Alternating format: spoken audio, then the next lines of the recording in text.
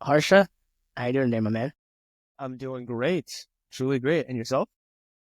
Also excellent. This one's gonna be fun. I gotta be honest. There's sometimes I know the people I'm talking to because I've seen them on the time in a while. Not only is your topic I'm super green at when it comes to Bitcoin compliance and what we're gonna dive into, but actually, besides your pretty legendary Twitter bio, you've done some dope shit, and your PFP that I see with like kind of like the sideways hat. I don't know much about you almost at all, so I'd love to start by just kind of like a brief overview of some of your background and how you got into the Bitcoin space. Yeah, dude, totally. So I used to be anon for a while, right? Which is why, like, a lot of my shit just doesn't exist, right? I've been trying to change that and really kind of embrace my online like identity. So like I have like a real website now that's, exactly my kind of vibe. It's arsh.bot, very simple. I got into Bitcoin in like 2014, 2015, just kind of like buying things online. And, I kind of asked myself at one point, why does a string of things result in like value being sent from this, iPhone app to that thing over there? And yeah, that was like a rabbit hole. It turns out it's really cool why it happens. And, I spent some time just kind of like really digging into how wallets work. And, from there, well, I needed a job because, I was college student, needed, internship money. So I got a job at like some companies here in Atlanta. And yeah, from there, it's been just kind of a journey. So I worked with BitPay on a bunch of stuff, actually. I was responsible for spinning up like the SegWit like 2x testnet. Like we had like 100 Raspberry Pis, all with USB miners like attached to it and just mining away. That was kind of cool. I didn't really know anything about politics and the block size wars. I knew everything technically about it, but like from a politics standpoint, I just didn't have really any opinions. From there, uh, like BitPay was really cool, but after that, I started doing like a lot of contracting, got really into like a lot of random projects, like helped build like a block explorer called blockexplorer.com. I think it's now defunct. Got really into like, mining operations as well. And eventually met some really cool folks who were booting up Fold again. And so we booted up Fold. I was one of the founding engineers when Fold came back alive sometime in like 2018. And yeah, like Road Fold helped build out all their payment infrastructure for a long time, which is awesome. Ship Lightning, helped ship Bitcoin, a couple other things as well. Uh, and yeah, and from there it's just been kind of a journey. Worked at some other places as well and some really cool projects. Contributed to L&D. I just want to see a ton of different projects like online. I just got really into like, contributing open source. There was I've only ever worked one non-Bitcoin job, and that was in like the streaming industry. Like that was the only time I didn't work in Bitcoin, and it was like as a recommendations engineer. It was pretty goofy. Yeah, I've been all over the place. Lightning Labs and Voltage and where else? A couple other places. Oh, Swan. Yeah, a couple other places.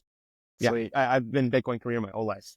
That's cool, man. I mean, saying I've only worked one other job besides in the Bitcoin space is kind of a dope flex. So that's cool. And just to make sure your background is heavily in kind of like the engineering tech side.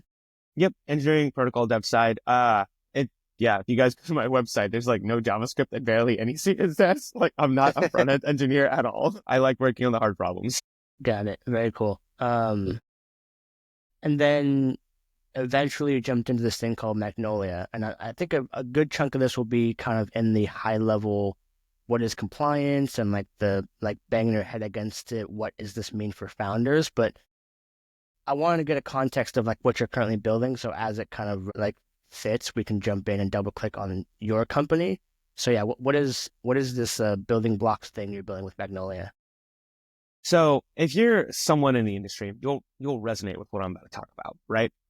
Like throughout my entire time in the industry, especially at Fold and Swan, there's always been like the boogeyman in the background of what are we legally allowed to do and how do we legally do it, right? And that's always felt like these big cement walls that dictate our entire product roadmap, and invisible lawyers always say no, and someone online stokes fear, and you just can never actually deliver what it is you as an engineer want to deliver to your end users. That's always just been the case, status quo. And I got to a point, like while I was at Swan, where I just kind of had enough with that mentality, right? Like Swan had been in this position where they were just flipping between these custodians, and it was just complete madness, right? Not only madness for the end users, right? Who are just getting are my coins safe or not, right? Like that anxiety, but also just madness for the Swan team as well, because you've got this entire incredibly talented engineering team that's just solely focused on keeping the lights on and making sure that the custodian is going to like operate effectively, right? So that's a situation where not only are you boxed in by the regulations and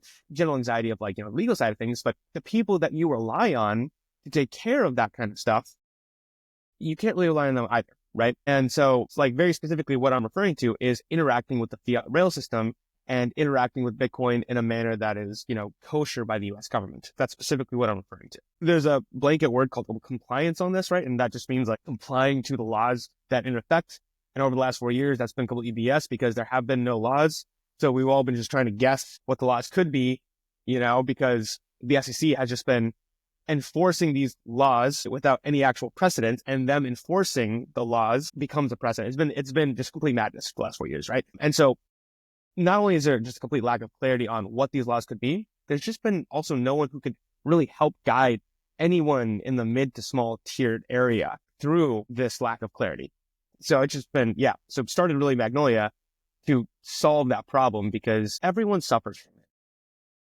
Sounds like a huge problem. It's also one of those things that's, it really hurts innovation, and it becomes like a centralizing force because the small man can't afford it unless he has like someone in their corner. I want to make sure I understand the pieces here though, because like I see there's like the regulatory uncertainty or like lack of clarity, and that's already like, this morning Coinbase announced something with CBTC and like Morpho, this lending product, and it started up a mini debate in some circles of like, is it a taxable event? Does that make the product DOA? And some of us, and I'm kind of in this camp currently, but I'm also a noob, so good that you're here. It's like it's not a taxable event, but you got to fight it and kind of plead your case. Others think it definitely is.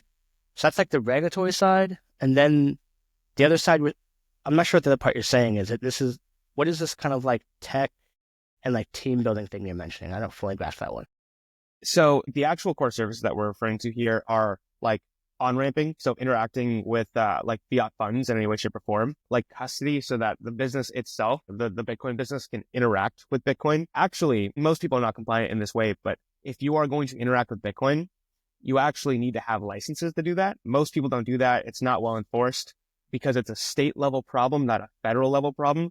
This kind of licensure is enforced at the state. So certain states really care a lot, like New York and California, which is why you really often, including with the Coinbase announcement, see that this excludes New York, right? But a lot of other states don't really care that much, and they have much lower barriers to entry. This is called MTL licensing, right? So anyway, on-ramping, custody, and then brokerage to actually facilitate the fiat to the custody side. That's just converting between fiat and Bitcoin. I see. Okay. And you said MTL. I think that means money transmitter license. That's exactly right. And then is there MSB is the other one I hear floated around a lot? Yeah. So MSB is the federal license, but it's a very low bar to achieve. The form is like 2 pages. It's not too crazy. That's really just registering with FinCEN, basically saying like, hey, I exist, like I'm going to comply in these ways. Okay. Then yeah, before we dive in the weeds, you've touched on it, but I want to put a nice frame around this idea of the term compliance. So we can kind of unpack it. So like when people say compliance in the realm of Bitcoin, what is kind of in that domain? They basically want to make sure that whatever rails they're interacting with are kosher by the government. That's specifically it, right? When you interact with fiat in the US, it's by definition compliance, and you kind of have that expectation going in. But Bitcoin kind of escapes that rail system, right? And generally crypto does too. And so there's a lot of it that is not compliant that you can still perform. It's just that lots of institutions don't want to interact with those systems that are not compliant. And so all the systems that we've got that we're building up, there is an air of compliance on all of it, but we're not really building it to be compliant. We're building it because people need the tools. The tools just are also completely legally regulated and also are ethos aligned, but the tools are what people really need. Compliance is just the flavor. Okay, so compliance is anything that's kosher by the government standards. It's legal and regulated according to all the laws that are currently applied.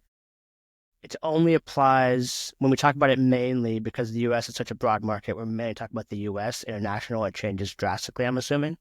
Yeah, depending on the jurisdiction, right? So Europe just released or a lot of really very large framework just went into effect in Europe called MICA, and that's like a whole thing and a half. So that's a different set of rules too. Got it. And so the US has kind of like been tricky because they've been enforcing it through like legal action and not giving us clarity. MICA sounds like the current best standard for at least it's clear, even though people can fight about what the rules are. And that's like kind of like the best we have as far as you pass or fail. Yes, exactly. But from the US like business point of view, we just don't really know until we see other companies go through the gauntlet. Because in the US, we're a little bit shell shocked, to be honest with you. We don't trust the new regulations and new frameworks until someone goes through it, because you just don't know anymore, right? Like, and Silvergate was a very well regulated bank, right? That was like federally chartered, or it was chartered. I actually don't remember if it was federally chartered. I assume it was. But then, the SEC forced them to shut down and then gagging them from talking about it, right? So like complying in the US doesn't mean you're all clear.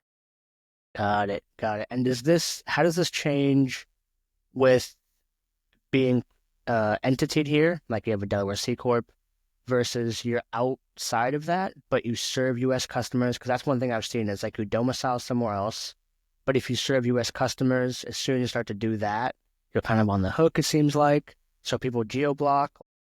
What's the interplay here?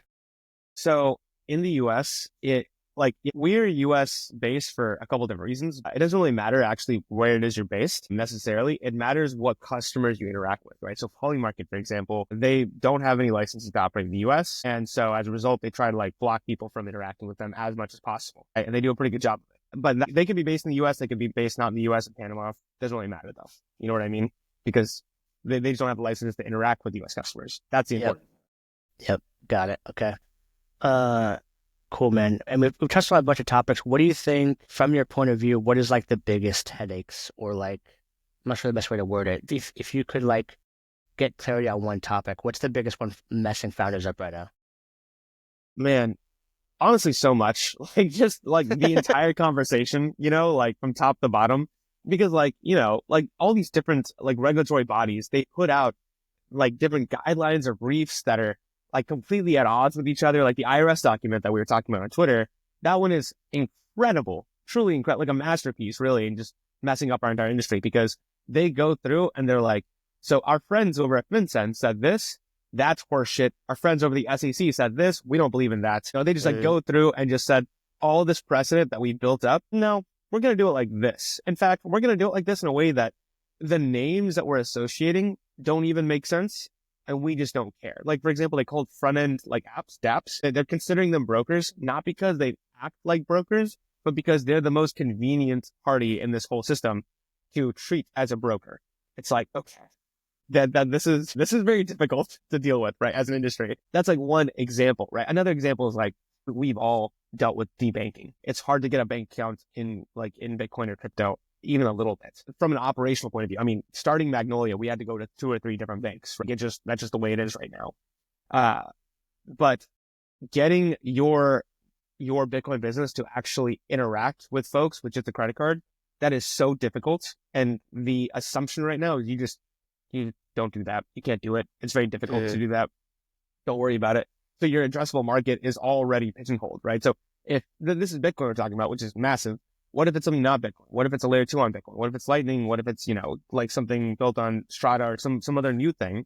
You've just got this incredibly frictionful product journey that you don't even control before people can even get to your business. To do that, like that's one of the reasons why we're building like what we're building, because that doesn't need to be like that. We can make this a lot better. We can make this a lot easier. Yeah.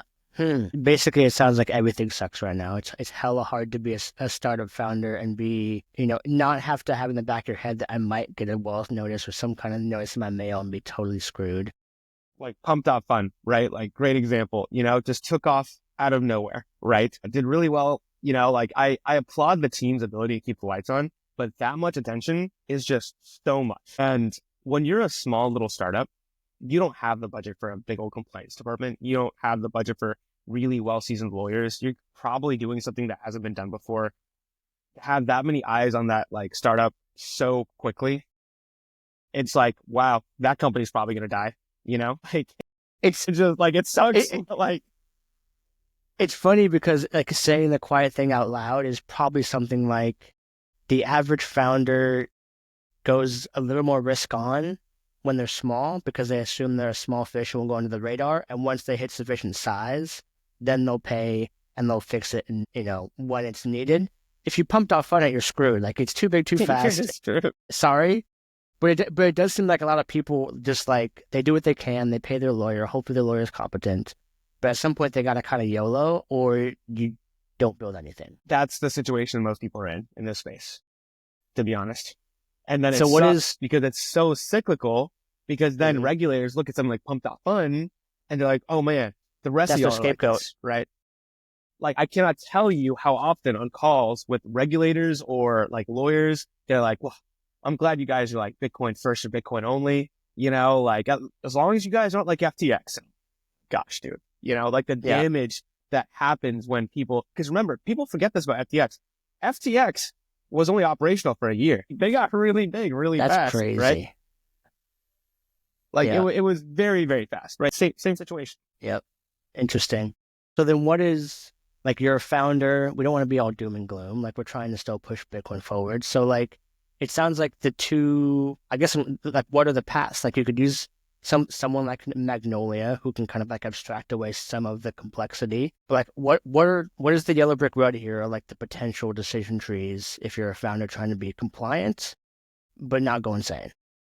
So two different answers for two different, like, basically personalities that I have, right? One is like the answer that I give for Magnolia, like as Magnolia's founder, and the other I'm going to give is like a Bitcoiner, right? So here's a Bitcoiner answer. The Bitcoiner answer is, even though I hate like regulation, not all regulation is bad, because right now this industry needs protections from these just overzealous bureaucracies with people who are just, executing their own agenda that has nothing to do with the elected people. We need protections against people like that, right? Like, the government is way bigger than any single entity. There's, like 400 or 500 different like bureaucracies. Some of them are on the side of good, and we need those to police the ones that are not, right? And that's why I'm really, really excited for like any legislation that comes up before 2026, because ideally they will like kind of codify from an elected body what we are allowed to do and what we're not allowed to do. And that is just the kind of clarity that we need. So I'm really excited for that, because this no clarity thing has been terrible. And then in the meantime, and even afterwards, right? Because all these like small startups and medium-sized startups are still not going to be able to comply, because like things like KYC, AML are not going away. Things like state-by-state money transmitter licenses are not going to go away. And that could cost like just a lot of capital. None of that's going to go away. Companies like Magnolia that provide the licenses and the infrastructure in a way that's still non-custodial, that is what people need to rely on and like actually use to propel their business and be able to say with a clear mind, like, okay, I'm not at risk. Our company is completely compliant. We're not like, we're above board. We're one of the good ones. That's good. You mentioned non-custodial towards the end there, and I remember that was one that came up recently with, was it Potato Cash or Samurai? One of those ones where like they got caught, and it became this big thing of like the FinCEN rules from 2019 were called into question, because if you don't control the keys, or if you don't really move the money, you're not responsible, but now maybe you are. So like, how much of a safe haven is custodial versus non-custodial, and like the headache involved from there? So that's a great question, by the way. So non-custodial means different things to different people, right? Like to Bitcoiners, it means like, it's not your keys, not your coin. No one can take my keys, right? But to infrastructure providers, right, like myself, and even to anyone who does KYC AML, the value of your infrastructure isn't in, can I take someone's money? It's, can I prevent like this money from being moved, right? That's all KYC AML is about. That's all about preventing money from moving to the benefit of like terrorists, right? That's OFAC compliance. And so you can still be a completely non-custodial entity, right? That doesn't have the ability to move someone's funds without their like say so, while still being OFAC compliant and preventing like payments to political enemies of the U.S. government, which, by the way, if you're in the U.S., you cannot do in the slightest. It's not my rules, it's their rules, but you can't send money to terrorists. So that's how non-custodial and still not 100% control like kind of go hand in hand, right? This shows up all over the place in Bitcoin. It's just kind of a nuanced topic that people don't really fully understand, right? Like a lot of non-custodial Lightning wallets, for example, have the same problem. They're non-custodial, but they all connect to the same node. The node can't take the money, but if that node charges really high fees, you're going to pay those fees on the way out, And some developers, what they'll do is they'll define non-custodial as the ability to unilaterally exit. And that is something that we facilitate for sure. You can leave, our systems completely by yourself, but then you're not like covered by any of the compliance stuff that we offer, right? So it's kind of like at your own risk, which is totally fine for a lot of people. And, I respect it. Now, I said we use this word in a lot of different ways, and a lot of people use it in different ways. In the financial world, they actually have a word for this that kind of means the same thing, but it's called bankruptcy remoteness. It's not really non-custodial. What it means is the person who's interacting with the bank account or, who's driving this thing, they don't have the ability to take funds in any legal way. This is really important if your entity goes bankrupt and creditors are trying to claw back as much cash as they possibly can, right? Someone is in custody of the thing, but if it's bankruptcy remote, even from the person who's in custody of it, it's isolated from those creditors, right? It's kind of funny. We all use different words for different things in Bitcoin and crypto and finance, turns out.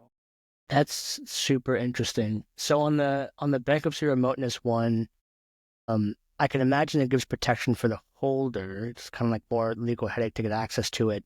For the trying to think about the person who is like the infrastructure provider or the broker, does it give them? Are you saying it gives them protection too by that same extension? Because they can't access it. They get the. We can't. We're not legally touching this money. We are driving the APIs, but that money is not ours in any way, shape, or form. And that's really important. Because we don't really want to own this money because that's like a headache for ourselves too. We don't want to be in a position where if someone if God forbid we go down, we're just not going to be viable anymore. We don't want our customers' money to potentially be what's the word? Reachable for our creditors. That's just not something we want, or our lenders rather. Got it. And so it's a huge benefit to us too. I'm curious about if you want to lean into custodial. It's huge topic, and it's going to evolve over time. Some people believe that, and I'm kind of in this camp, that as regulations get crazier, it could go either way. It either gets really good and you can just file your stuff and custodial kind of becomes a path, or it gets so headache inducing to KYC and whatever that these other tools actually have better UX. UX is kind of like the friction point for adoption. So there's two kind of narratives going, and we're seeing how they play out. Assuming custodial gets easy enough, and that's kind of the frictionless, easier way in for it. How should someone try and lean into that? They want to go compliant, and they're going to deal with the headache. As a founder, what should they know? They're on day one, or they're a few months into the idea. Give us some of the map so they can not start at zero. Yeah. So if you're going to do this yourself, honestly, what you should do is identify which states you want to service first. Servicing all 50 states is going to be kind of difficult. It's going to be a lot. So don't even try to do that, right? Identify which states you want. Then what you want to do is there's this thing called NMLS. I can't remember what it stands for, but it's the interface that everyone uses for applications at a state level. Most states are use NMLS. And so that's where you just track your application progress and stuff like that. That's where you apply for your money transmitter license. Now, within NMLS, there's something called MMLA, right? MMLA is basically a common application that you can send out to 20 or so states that makes it relatively easy to apply to them, right? So that's a really relatively cheap way to apply to all these folks. Now, these are all lawyer fees, of course, right? That I'm talking about. So you don't have to have a massive compliance team, but you do have to have a compliance team. A lot of these states require the existence of a dedicated compliance officer. So you got to have one of those, which you're going to need anyway. But then the other thing you're going to have to figure out is there are something called surety bonds. Surety bonds are where the main cost comes from. Basically, it's an asset or cash or something else that you put up in each of these states. Some states have a very low surety bond cost, $10,000. Other states have a very high surety bond cost, $1 million or $2 million, depending on how much volume you perform, right? So that's where a lot of this cost is. You're not really paying the state. You're putting it up, but you shouldn't expect to get that money back. You're kind of paying the state, you're putting it into a bond. It's a whole thing. And yeah, like I said, every state has their own rules. Some states have really wacky formulas to figure out how much their surety bond cost should be. Other states have what's the word? Just a flat fee. But that's fine, right? Listen, you're a starting founder. You don't want to do all the things in the world, right? You want to do as much as you can. What you should do is find a competent lawyer to look at the specific laws for each of these states and figure out which states you are technically exempt from, right? Then send a no action letter to those states. That'll get you at least a couple of states for free. And typically the no action letter doesn't go contested. If it does, sorry, you're probably going to be in that state. You got a license in the state. But so that's like my quick little toolbox, of how to get licensed quick and relatively cheap, That is some serious game you just dropped. So yeah, it definitely sounds like KYC, AML, that's par for the course. You need to find a provider for that most likely. Not only just a provider, you probably have to go with someone that the banks like, which might invoke a couple names that you don't like. Try and find someone that they're happy with, that isn't them, but you have to have someone, right? We actually use Amboss for Lightning, which great people, great friends. Mm-hmm. They don't do KYC, they just do AML stuff.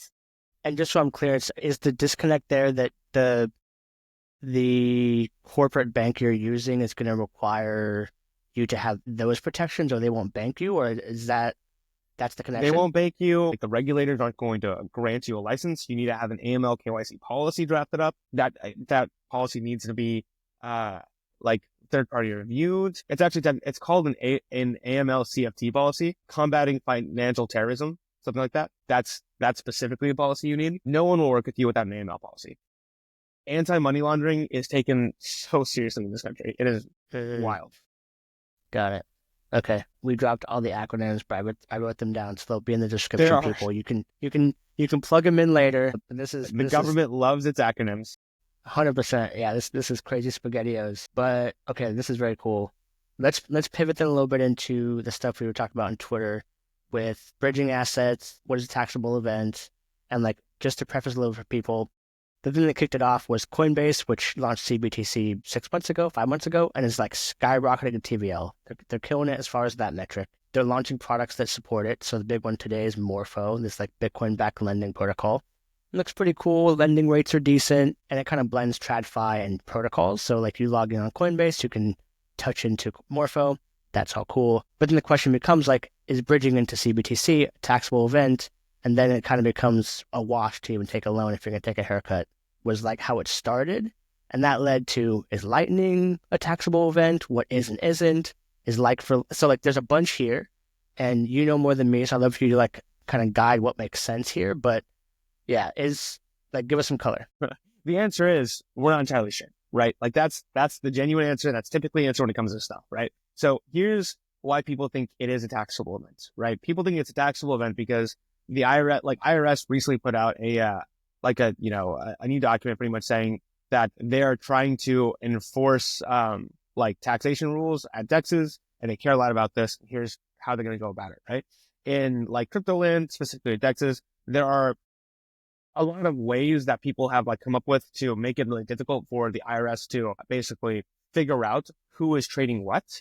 And so what the IRS has done is they put together a framework that breaks all of the previous the constraints, expectations we've had, and they're treating anyone who interacts with the transaction, specifically crafts the transaction, to be a broker. Anyway, this is all getting into who is responsible for submitting a 1099-DA, which is how the IRS figures out if this thing is taxable or not, right? This all signals pretty heavily that the IRS is pretty interested in taxing anything that converts from one asset to the other. And the language that they used is a little bit vague, which is why this applies to way more than just DEXs. It applies to bridges. It applies to a lot of things in Bitcoin land as well. It can apply to Lightning bridges too. If a decentralized thing is doing something from asset A and turns into asset B, IRS probably wants to cut. That's really annoying. Really annoying. Now that specific guideline they put out is getting sued right now. They might drop it in the next administration. We just don't know. We don't know how the lawsuit's going to go. It's going to take 2 years until it's actually going to be enforced. So there's a lot of time. That's why people think this thing ought to be taxed. That's a lot of context here. People think that this won't be taxed because this is not a bridge that we're talking about. We're talking about a loan. Even though Bitcoin is leaving your custody and a stablecoin is entering your custody, it's a little bit more nuanced than that. This isn't a conversion. You're not selling it. Even though when you look at it, like you're seeing the USD value of Bitcoin in a stable coin, right? It's just that the Bitcoin's being collateralized. More things are happening in the background. But when you look at this with dimly lit glasses or whatever the, thing is, this looks like a conversion, right? That's why people that's the mindset of why people think that this is going to be a tax, right? Now, what we're talking about is we're trying to figure out what the letter of the law means or says. First off, it's not clear. Second off, I think people in broader crypto and Bitcoin don't understand this. The government is savvy when it comes to this stuff. They have caught up. They are not leaving crypto alone. They've been waging a war at the institutional level for almost 4 years, or rather 2 years. It feels like 4 years. If the letter of the law doesn't say this, these bureaucracies, they can just put out a new guideline that says they're going to tax a specific thing. And that seems to be the direction that they want to go in. The only thing really changing that is going to be this new administration. And if they have a much softer opinion on crypto as a whole, and they want to see crypto fly, that's the only thing that's going to stop them. These are not laws that are hard to pass. They don't pass. They're bureaucracies. These bureaucracies don't interact with each other either. The IRS document, they just threw out all the, things that FinCEN said and the SEC said. So I don't think people understand just how little you should care about things that are not going to be in effect just yet, while also understanding that just because it doesn't say one thing today doesn't mean someone's going to come out, someone can't come out in 6 months and just say something totally different. That's coming back to the protections. Why we need protections, because that's just that's the world we live in right now. Yeah. Yeah. And to make sure I'm clear on how these words land, when you say guideline versus a law, these are separate things, right? A guideline is bumpers on a bowling lane. It's not something super crazy or definitive, but it will get called into question if you're trying to set precedent at the court case. What's the dance here of guideline versus law? No, you got it. You got it entirely. So there are no laws for crypto. There are no laws. No one's elected representative has come out on it with anything that says this is what it should look like or shouldn't look like. So what these bureaucracies have been doing is they've been issuing guidelines or basically fancy blog pieces that pretty much say here's how you should behave. And this is going to be the law kind of until we get actual something from Congress, an actual bill from Congress. The thing about this system is that those things are really lossy. It's really all about who cares about what. This is exclusively a politics game, right? 100%. The FinCEN 2019 thing, if you read it, it reads exactly like how a BitGo lawyer would make this read. It's pretty clear that BitGo just lobbied for that in there, which is awesome, great. We benefited for a while, but that's just the way how things are right now. That's the way it's going to be until laws get in place. And when those laws get in place, it's not going to be clear cut protections. We're going to have to see who actually got the protections. Is it all of us? It's not going to be all of us. So who paid the most? Who greased the right wheels? I think everyone understands laws when it comes to traffic tickets and building codes, things that individuals have to deal with on the daily basis, millions, if not billions of times per year, trillions of times. What we're talking about right now is stuff that's never happened, only happens rarely, right, from the regulatory perspective, and has no precedent for. The only way that kind of regulatory environment gets figured out is by people just lobbying the right people. That's how this works. If you don't like it, I'm with you. I hate it too. But this is how this system has always worked in the US. It's just that everyday people are not really privy to a completely brand new regulatory environment. That's just not something most people interact. Yep, that makes sense. On this topic, this gray area topic keeps bugging me. And it's one that popped up on the timeline when we're in some of these chats is the wrapped ETH versus ETH debate. And so to me, this brought up this question of the way that companies need to move, because you're offering a service and maybe your VC, there's a bunch of reasons you don't want to get debanked. You have to act differently than the individual who might fight the IRS and say these 17 things are transfers, not exchange, that thing. So do we have any examples? Because it seems because we don't find out till it's a lawsuit with Samurai, Tornado Cash, or an exchange. Do we have any examples of a person fighting the IRS for a wrapped ETH case and winning, or Because that's the one that would be curious to me. No. No. So like what, like how the SEC and other regulatory like enforcement agencies operate is they make examples out of people, and that's been their like modus operandi for a little bit. So they're not going to go after like little known people who can't defend themselves, because there's a good chance of that case getting tossed, right? Or rather that like precedent not being set. What they do is they go after a well-known entity with really good lawyers, and they come at them with the best they got, right? That's actually like, there's a lesson. I got this lesson from a mentor of mine, because, we're obviously super deep in compliance space. I am someone who is willing to fight, believe deeply in like, individual rights and stuff. And that's my entire like, work in Bitcoin reflects that. But he told me like, listen, if that day ever comes, you don't hire the best lawyers. Don't even hire the second best lawyers. If it's a name brand law firm, do not hire them, right? Hire someone who's middle of the pack, because if you do and you lose, like the industry isn't completely destroyed because it wasn't the best law firm, like there's a chance of this like precedent not holding up, and that's just a wild conversation to have with someone. But like, listen, if you're going down, just make sure you don't take us all down with you. The brand name speaks. Like, how could you take down the tether or the whatever it is? Damn, that's a ninja move. That's smart. Man, we ran through most of my questions pretty quickly. We covered a lot, so this has been action-packed for the 40 minutes. The only two questions I got left, and then we can just open up to like anything that you find interesting or that I didn't ask that is relevant. Does this change at all with stablecoins or not really? Like, I'm assuming it's just the same kind of KYC AML, but like, is anything change with stables? No, KYC, like all the compliance stuff is just the same, right? The thing is, the U.S. government is deeply interested in stablecoins, right? Like, so I was at a policy summit in Dallas a couple months back, and some wild folks were there. Like Paul Ryan was there, and a bunch of like other senators and stuff. And it seems like overwhelmingly they're all pro Bitcoin, right?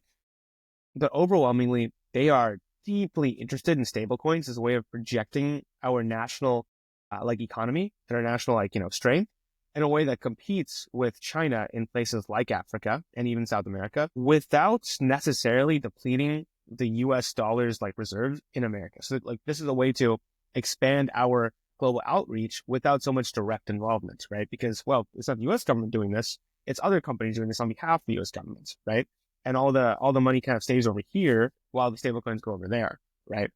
Which is kind of a fascinating take. I didn't really expect stablecoins to get pulled into like the national like defense conversation, but a lot of people have it like that is their viewpoint here. And if you're someone who doesn't want to see like blockchain co-opted by a national government, or doesn't want to see Bitcoin co-opted by any government, listen, I understand fully, I deeply empathize, but here's the thing about double-edged swords, your weapon is also their weapon.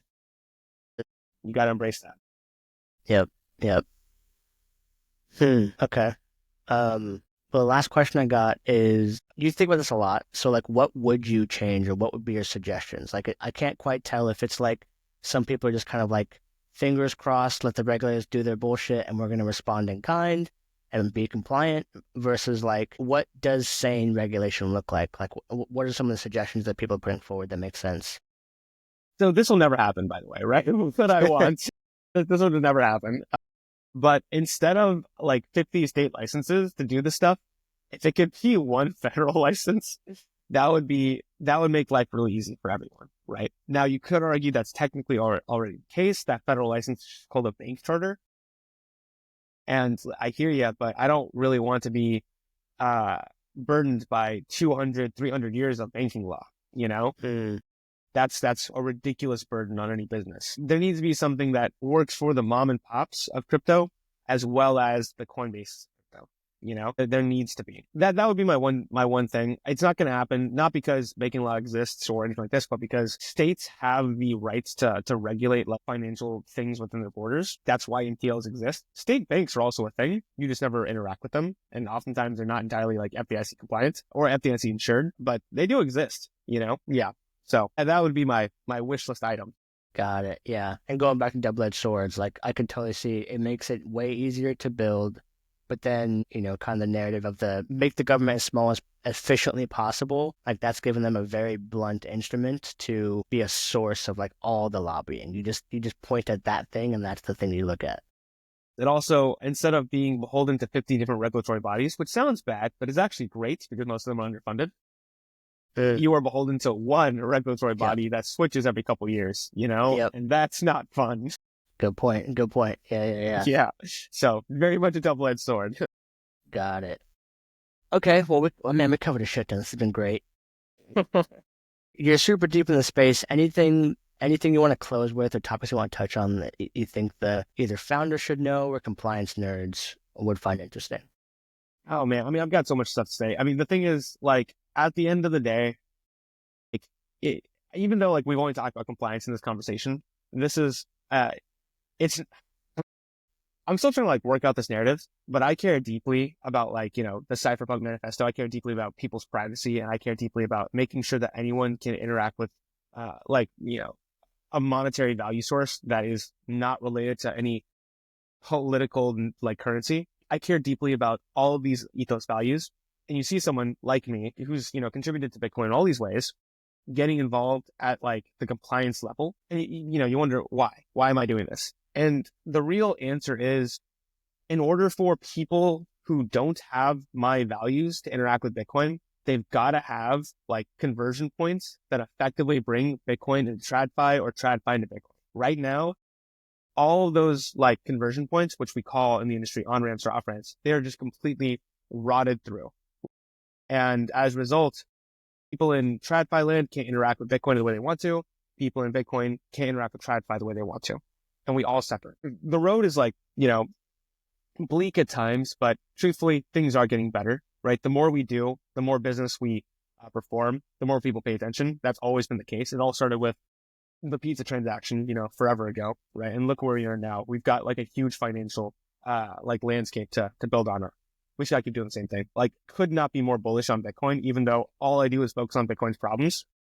But that's why I focus on Bitcoin's problems, because I couldn't be more bullish. Heck yeah. We're thankful to you for it. As last side note question, because you started as an engineer, and it's always funny to me people who like start deep in the weeds and they end up being like a CEO where you're just kind of like vision and directing. And it seems like you went from like code guy to like reading checklists and reading documents and like sending emails guy. So like, is that true? And like, how's that transition been if that's the case?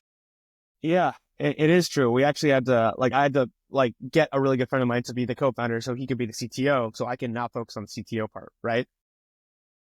It's been a lot because I still deeply enjoy like programming, and I still like contribute every now and then. Like some random project will just see a PR from me. It's just like Nice, that. nice. That's just how I keep the dream alive, because I really do care about this.